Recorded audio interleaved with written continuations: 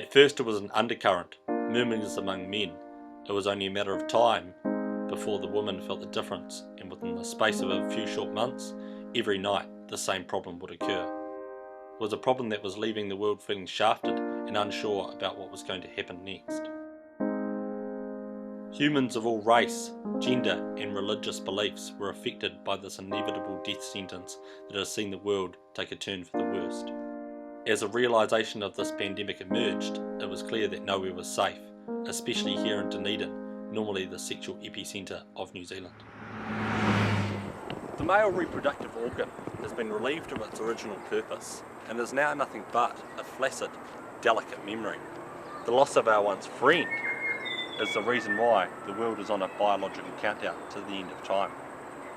To help us understand the nature of this beast, we'll talk to Dr. Tony Martin, an expert in the pandemic's origins, to discuss why it's so devastating. With evolution has come man's greatest downfall. We've pinpointed the disappearance of the male's reproductive sperm cell to a supposedly genetic form of gangrene that attacks the cell while it's still in between the membrane and the mitochondria phase. What this disease does is causes the sperm's tail, or flagellum, to fall away, leaving the sperm unable to move, therefore vulnerable. But the gangrene does not only attack the testicles, it also attacks the penis. What it does to the penis is act as a highly effective form of muscle relaxant, making it impossible for men to gain erections. With data gathered over the past 10 years, we can see that the amount of functional erections has significantly diminished, especially within the last 3 years. And now it's got to the point where in the last year there have been no recorded cases of functional erections. Unless something is done about this soon, I don't see there being much hope for mankind.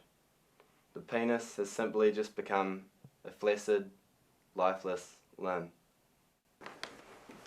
Now we know what we're dealing with, we can witness the pandemic's devastating effects firsthand, from the bedroom meltdowns to the working man who can no longer be relied on to complete his occupational responsibilities. As we can see, men have turned to the bottle to deal with their inner demons. Whilst the alcohol industry is booming, the pornography was the first to feel the wrath of this pandemic. Despite the fact the pornography industry stretched community and ethical standards, it was a multi-billion-dollar industry. Millions of jobs have been unexpectedly cut, with profit losses over $14 billion. We're here to talk to Nicky Brooks, an ex-pornographic fluffer who lost his job of over 4 years, now finds himself working for the local council as a janitor. Nicky, to explain to those who don't know, what is a fluffer? Being a fluffer involves keeping the pornographic actor hard, stiff and strong during the porno shoot, so there's no delays. How do people respond to your previous occupation? People often laugh, give me little smug looks, but I'm proud to say I did that. I did it. And cut! Take 5. What is it?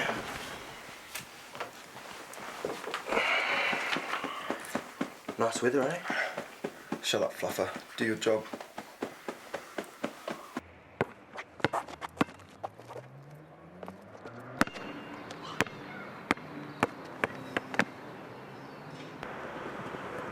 Like the changes made to marketing due to the psychology of humans, other aspects of mental activity are proving to be very interesting. The flaccid tragedy demasculised men worldwide.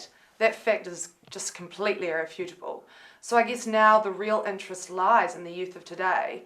And it's funny because although they're burdened by this erectile dysfunction that can stop them from ever experiencing any type of conscious erection, there still remains a glimmer of hope in their masculinity. Hear me? Hey, what are you up to? Check this out, bro. That's you, bro? That's me, bro. What the hell? That's me. Hey, I guess the prime example here would be the case of a boy called Widemu, who at 14, never in his living memory having experienced an erection. I guess the deep masculinity directly related to getting wood is still subconsciously embedded in his mind. Hemi, what'd you get up to last night, cuz? I just played PlayStation with my brother, eh? Oh, yeah? Yeah, it Hey. was pretty fun. Yeah. Bro, check this out. Got a mean stiffy last night, eh? Oh, whatever, boy. Straight up GOD, swear to God, it was huge, bro. Massive stiffy. Whatever. Nah, Hey. you're lying, bro. Doesn't happen. Bro, you don't know. You don't know. Whatever, babe. Eat a poo. Every government in the world dedicated its sperm bank's resources for the search of a vaccine. But after 6 years, the banks have dried out. No positive outcome or potential solution came from any of the investigation, and now we've got no sperm left. To be frank, I don't really see a light in the end of the tunnel.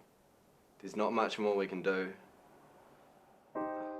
After what I have witnessed over the past few days, despair and gloom blanket towns like Dunedin. The once jubilant youths now litter the streets in misery.